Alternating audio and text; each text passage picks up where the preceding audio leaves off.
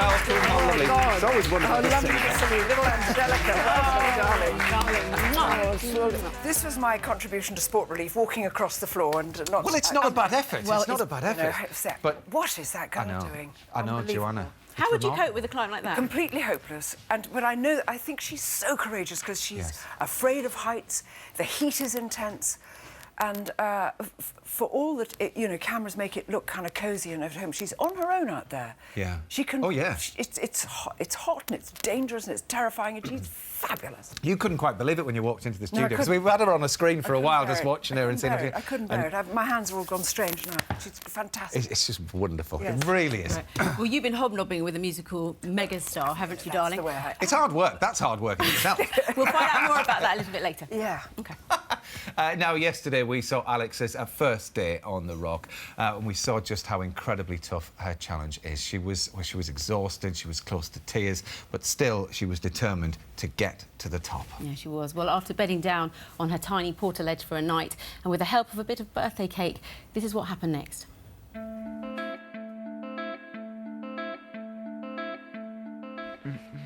Did you sleep okay? I did. I always sleep well in the portaledge. I think I probably slept for about 3 hours. Really? Off and on. Day 2, and after a restless night on the portaledge with Andy, it's time for some breakfast. The upside of this challenge is that there's probably no better place to have a cup of tea in the morning. This is actually the nicest part so far. Oh, God, I hope there's nobody down there. Paul's coming up. Okay, just tell him it's weak. All right. We've dealt with the wee scenario and we're over it. We've moved on. I had to go and stand up there in the dark, took my head touch off, and put the music on very loud. And then Alex had a wee. But Andy was the gentleman. I was. So how's today looking then? What's the plan? So today we have to climb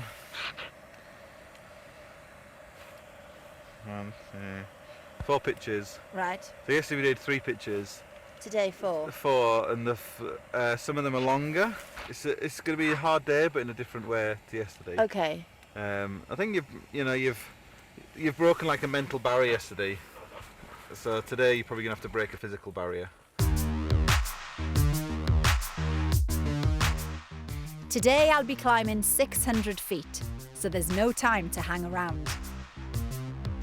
Gosh, it's quite strenuous this, isn't it? Just make lots of short little movements, not like lots of big ones. Okay. This section is sheer vertical rock face, and to scale it, I'm using a technique called Jumarin.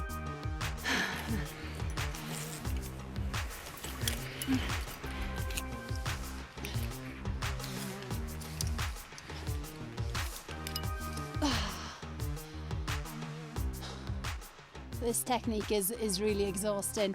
It's much easier to master than the free climbing and the aid climbing we were doing yesterday, but it's just like spending 6 hours in a gym doing pull-ups. Alex!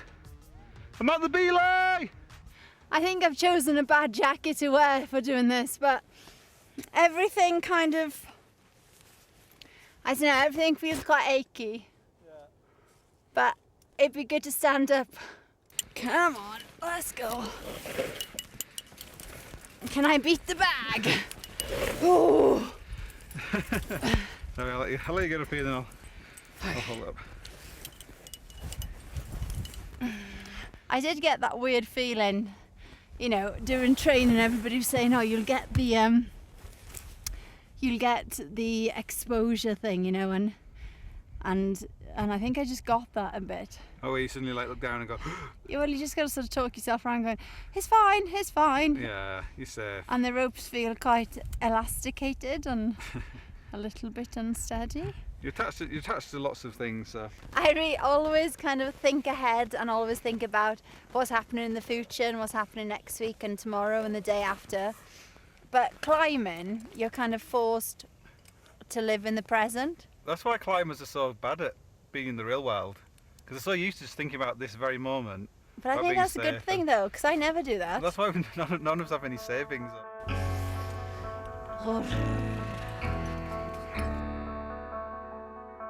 It's the end of the day and we've made it to the portaledge position. All that's between me and the ground is 1,000 foot of air.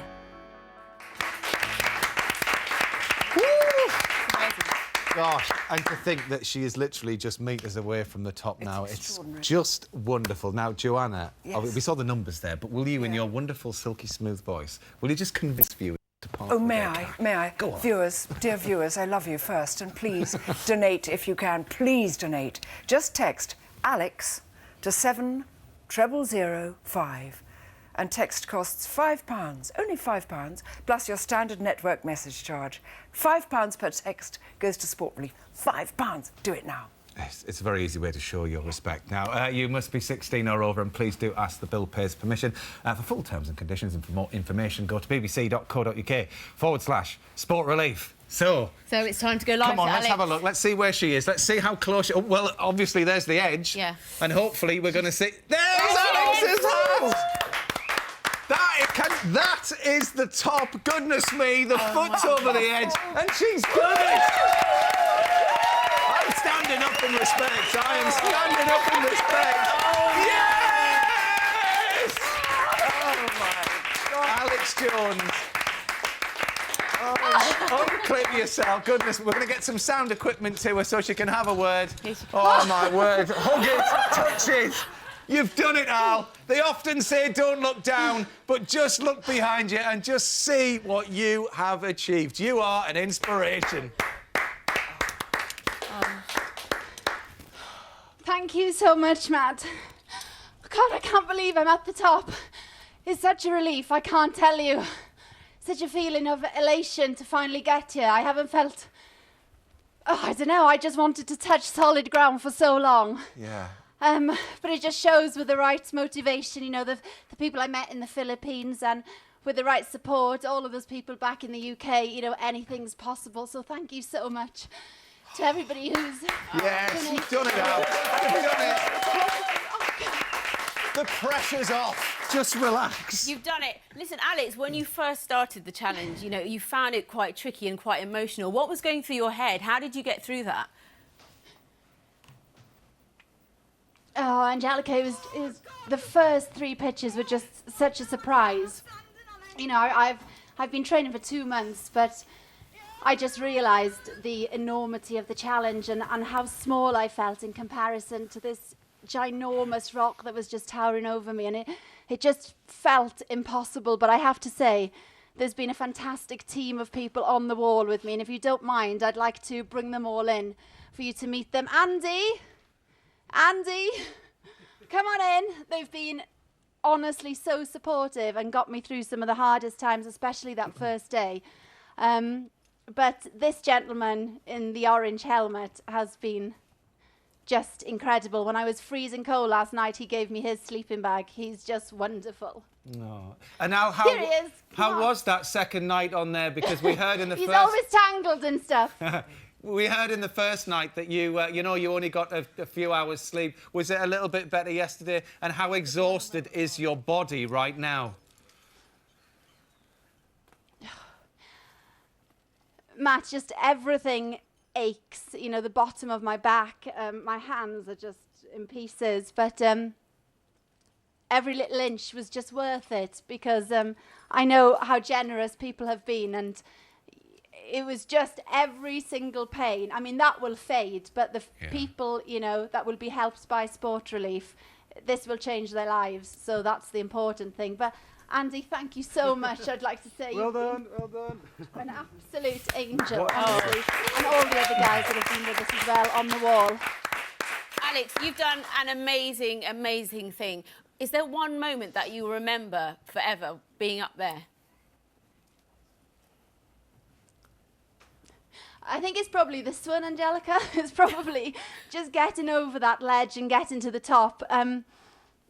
It's been a long 2.5 days, and even this morning, just an hour ago, I sort of had this exposure feeling and completely freaked out. And it was thanks to these guys, just talked me around and got me up to the pitch, just where I free climbed now. But all of it will just, I mean, it's just amazing, really. You'll never But forget your I have to say, birthday. it's the donations and the support and generosity that's got me through it. Well, on that note, Al, we'll tell you what the total is at the moment, OK? Now, this is without you getting to the top, so obviously, while you are sat there, the donations, I'm telling you right now, are going to be pouring in. So, the total, as it stands now, is £645,595.40.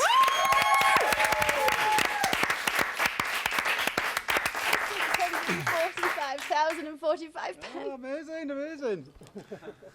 Thank you, everybody, for being so generous. That's an amazing total, more than I ever hoped for.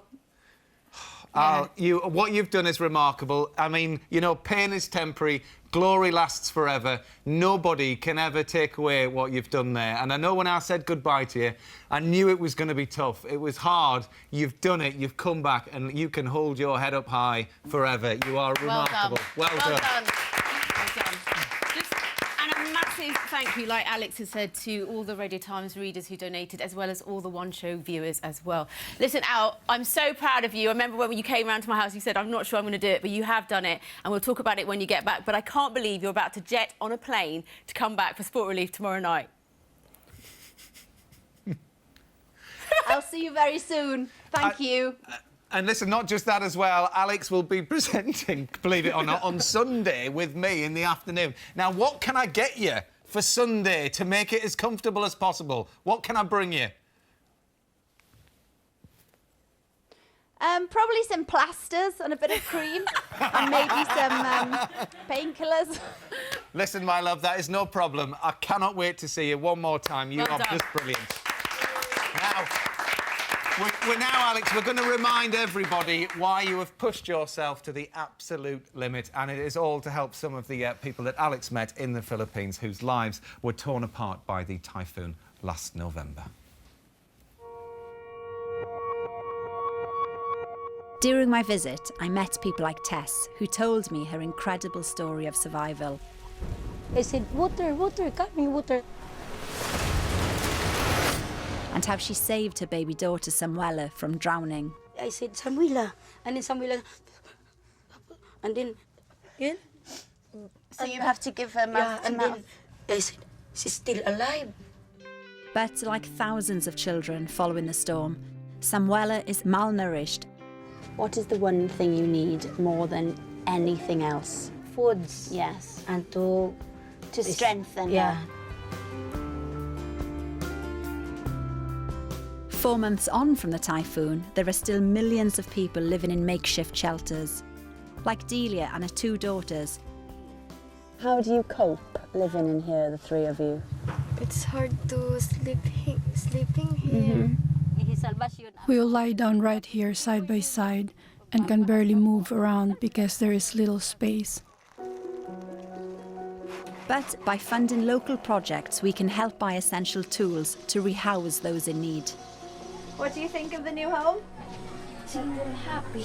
You're happy. I met brave girls like Patricia and Sadie. What was the most precious thing that you lost in the storm? I lost my 2 siblings in the typhoon. What about you, Patricia? My father. When once the girls would have played with their friends, now, every day after school, they go to the church next door. Before the typhoon, it had no cemetery. My husband had a dream about our children. He's a very loving father.